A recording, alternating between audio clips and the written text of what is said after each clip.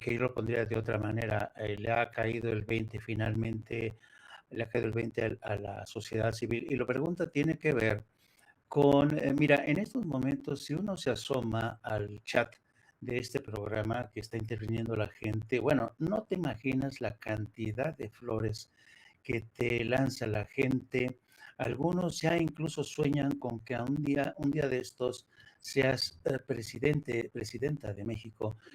Yo no sé, es posible que ocurra eso, ¿por qué no? Pero antes de irnos hasta analizar esta posibilidad, que es especular, y yo soy periodista, yo sé que como periodista tienes que atenerte a los hechos, ¿no? Y yo te quisiera decir lo siguiente, cuando has hecho una descripción de la lucha que ustedes han lanzado, pateándose las calles, yendo a los congresos, yo creo que, sin temor a equivocarme, yo creo que Andrea Chávez es no solamente una diputada, no, no solamente una mujer inteligente, sino también, dicho así, de manera muy sencilla, es un agente de cambio muy poderoso, joven, inteligente, y precisamente por eso yo creo que este tipo de testimonios hay que atesorarlos. Quedan registrados en la historia. Pocos seres humanos realmente pueden considerarse a sí mismos agentes de cambio. Pocos jóvenes tienen esta capacidad para involucrarse o ganas de involucrarse desafortunadamente. Pero yo te pregunto como, porque sé que te has patado las calles, como sé que has estado en esta lucha, yo creo que me tienes que responder de verdad. Yo a veces dudo de mucha gente. Yo creo que México ha vivido durante mucho tiempo en una especie de régimen autocrático y en estos regímenes autocráticos se desarrolla algo que yo llamo el doble pensar. Es decir, tú escuchas lo que dicen los medios, escuches lo que dicen los diputados, algunos senadores, e inmediatamente piensas en sentido contrario. Dice, no, este me está mintiendo, este me está diciendo la otra verdad. Y por eso muchos congresos, los poderes políticos, los partidos han perdido ese contacto indispensable con el pueblo. Mi pregunta es precisamente eso, Andrea. ¿Tú crees que realmente Morena ha conectado con ese pueblo? ¿Tú crees que realmente el pueblo ya quiere ese cambio que ustedes están impulsando y pensando sobre todo en el tema de la Guardia Nacional? Mira, el pueblo de México tiene memoria y eso tiende a olvidársele a la oposición. El pueblo de México sufrió en carne propia la guerra contra el narco y lo repito, lo reitero, porque los de la derecha, que son los que tienen acceso a los espacios en medios de comunicación tradicionales, a televisión, a radio, y que además están representadas y representados en muchas ocasiones hasta por el locutor, por la presentadora, que tendría que tener una ejecución neutral dentro de su actividad como periodista, se le olvida que sufrimos en carne propia los efectos de las pésimas decisiones que tomaron los gobiernos anteriores. Fue una pésima decisión sacar al Ejército Nacional a las calles, procurando la guerra en lugar de la tranquilidad de las familias mexicanas. Fue una pésima decisión sacar al ejército a las calles sin protocolos de actuación. Fue una pésima decisión sacar al Ejército Nacional a las calles sin un marco regulatorio que le diera certeza a la garantía de la protección de derechos humanos. Fue una pésima decisión nombrar a un personaje como Genaro García Luna, el secretario de Seguridad Pública encargado de la Policía Federal.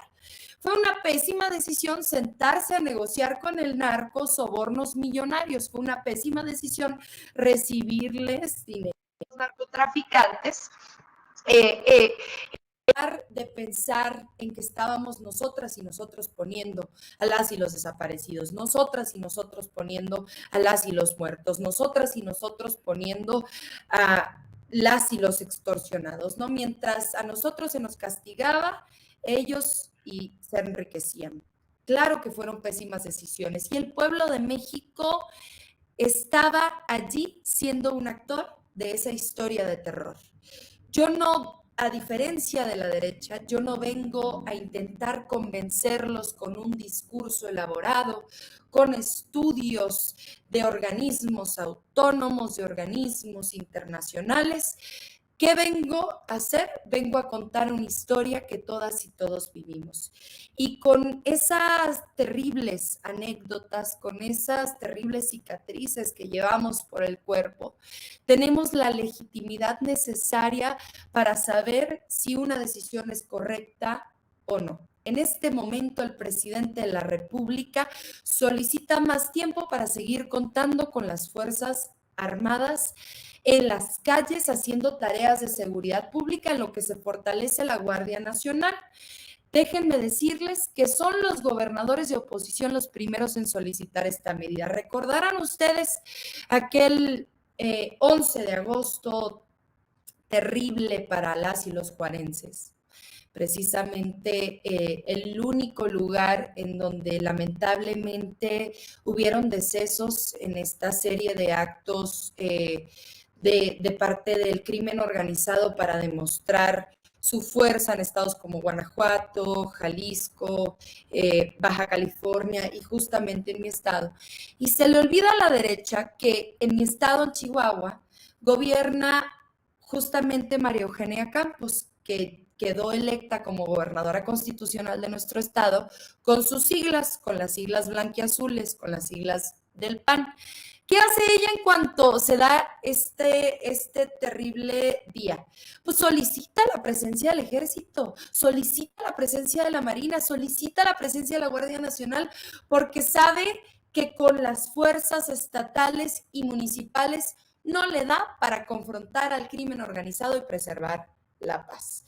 Son los gobernadores de oposición, incluido también Alfaro en Jalisco, incluido también José Rosa Saizpuro, que acaba de dejar la gubernatura en el estado de Durango, los primeros a citarles a sus diputados federales de los grupos parlamentarios del PRI, del PAN, de Movimiento Ciudadano, del PRD, a sus senadoras y senadores del PRI, del PAN, del PRD, de Movimiento Ciudadano, del grupo de los plurales, que voten a favor de esta propuesta, porque son los responsables de preservar la seguridad y saben que si esta propuesta no trasciende y no llega a buen puerto, los que van a quedar justamente atados de manos no son solamente el presidente de la República, sino todas y todos ellos, porque les recuerdo que constitucionalmente el tema de la seguridad es una responsabilidad compartida.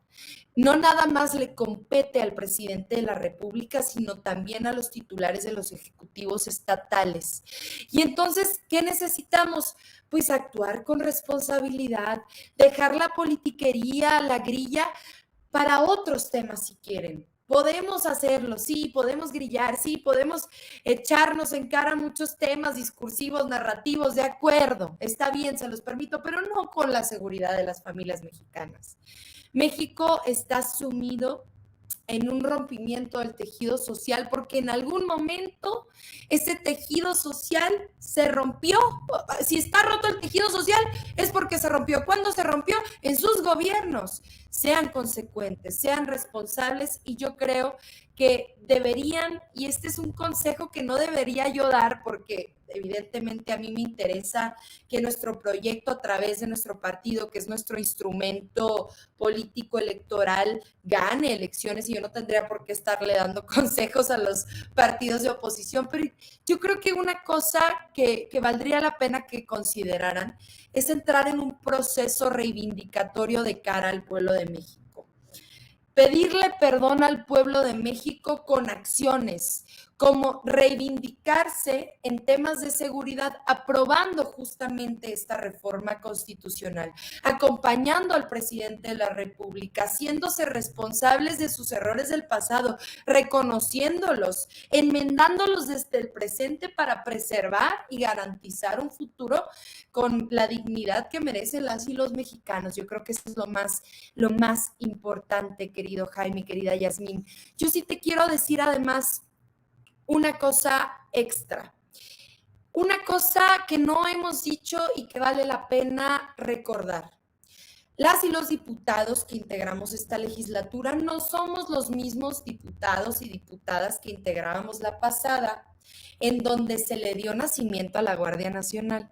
En el Senado de la República sí son los mismos, porque los senadores y las senadoras duran 6 años. ¿Con qué cara le van a decir al pueblo de México que de pronto cambiaron de opinión? ¿Con qué cara van a cambiar los argumentos que virtieron para votar por unanimidad la creación de la Guardia Nacional y además que el presidente de la República pudiera disponer de las Fuerzas Armadas? ¿Con qué cara van a votar en contra de eso? Es evidente que la Guardia Nacional necesita más tiempo para consolidarse. Lo ha hecho fenomenal.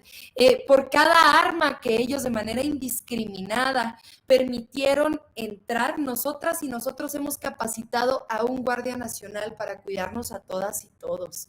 Esa es una cifra contundente que creo que vale la pena resaltar. Las denuncias que se han recibido ante la Comisión Nacional de Derechos Humanos, ante la Comisión Interamericana de Derechos Humanos, que es parte de la Corte Interamericana, de quejas de violación a derechos humanos de parte de las Fuerzas Armadas han disminuido drásticamente con respecto a los sexenios anteriores, y me voy a referir a los más recientes, Enrique Peña Nieto y Felipe Calderón. Es evidente que ya hay otro tipo de instrucción, porque el presidente de la República es el comandante supremo de las Fuerzas Armadas. ¿Cuál es esa diferencia? Pues que ahora tenemos un presidente de la República que antepone por encima de todo la seguridad de todas y de todos nosotros, en lugar de colgarse una medalla presentando un capo sin importar la clase de ruptura que exista en distintos municipios, en distintas territorialidades, ¿no? Yo creo que hay que ser mucho más cuidadosos con el análisis, dejar de desinformar en redes sociales, dejar de desinformar en tribuna y además, como diputadas y diputados, como senadoras y senadores, tenemos un mandato constitucional, no le podemos dar la espalda al pueblo de México. El Ejército Nacional, la Marina, las Fuerzas Aéreas y la Guardia Nacional gozan de una aprobación inmensa, prácticamente por encima del 70%.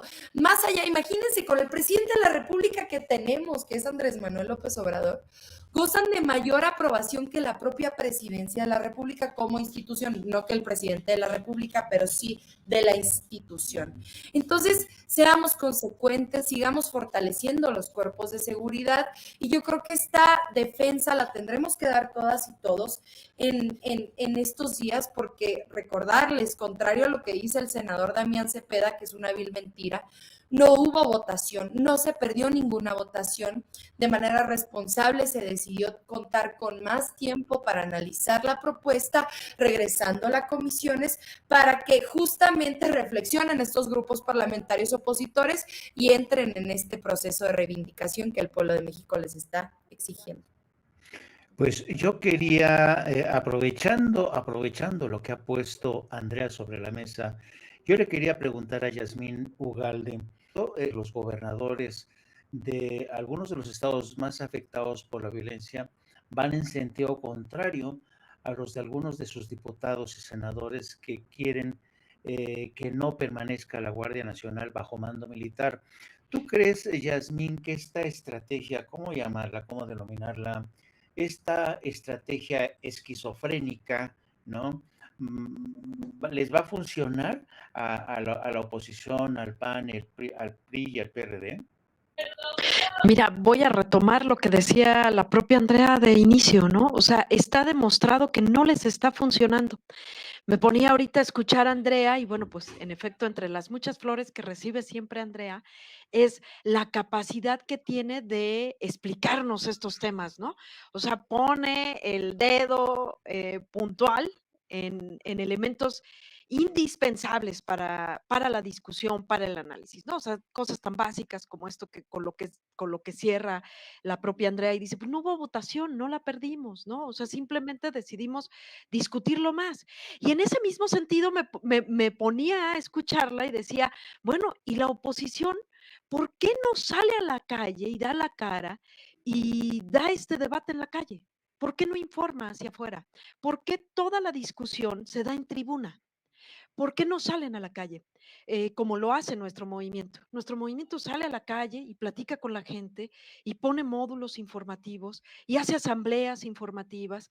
Y en esos lugares es donde tú te das una idea de qué es lo que realmente la gente está pensando, ¿no? Porque, bueno, pues a lo mejor la discusión se da entre unos cuantos senadores y que si los gobernadores, pero ¿qué está sintiendo la gente, no? La aprobación de la Guardia Nacional es suficiente, suficiente votación como para que le sigamos dando orden. Como bien decía Andrea, me parece que es muy peculiar cómo nombramos las cosas, cómo utilizamos este lenguaje, esta narrativa, para enunciar el momento que estamos viviendo. Es decir, no se está votando, no se está discutiendo si se saca o no se saca a los militares, si están en la calle o no están en la calle, ¿no? Es decir, porque esto lo hemos discutido muchísimo tiempo atrás. Esto no es una ocurrencia de un personaje histórico y trascendental como es nuestro presidente, sino es parte de un proyecto y de una lucha que, como bien decía Andrea, pues la venimos trayendo desde hace años atrás, o sea, no es la primera vez que salimos a discutir de este tema. Y a mí me parece importante, por ejemplo, mencionar en esto que dices, bueno, ¿será que les está ganando si los gobernadores quieren o no quieren? Que bueno, está demostrado que quieren, pues porque se les sale de control. No hay otra fuerza que pudiese ser si no es a partir de la Guardia Nacional, porque, bueno, habría que ahí también refrescar un poco la memoria, donde no solamente en tiempos de Felipe Calderón se sacó al ejército a las calles, sino, y se sacó aparte sin regulación, sin medida, ¿no? Sin estrategia, sino o por lo menos sin estrategia evidente, ¿no? Por lo menos no estrategia que pacificara a nuestro país, sino a la par se le dieron armas, se le facilitaron armas al crimen organizado, ¿no? Pudo haber sido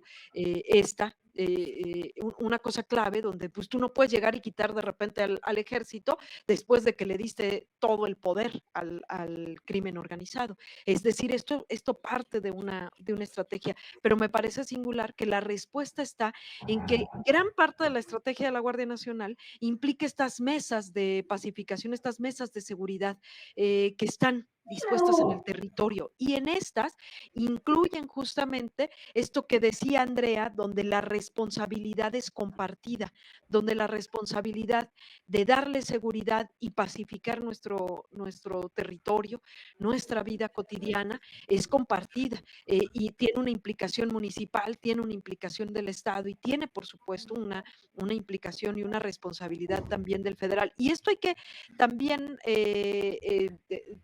ser muy claros, muy claras en esto, porque justamente en el debate que hubo, algunos senadores hasta de manera pues burlona, pues, ¿no? Decían, no, pues es que esto es responsabilidad del presidente y está fallando, ¿no? No, esto es responsabilidad de todas y todos y más de estos que nos vinieron a dejar este cochinero como en el que estamos viviendo, ¿no? Entonces, a mí me parece que no les está funcionando, dado que uno ve la respuesta de los gobernadores cuando tienen las cosas hasta acá, por supuesto que entre la Guardia Nacional es parte de, ¿no? Sí. Fíjate que la verdad, a mí, yo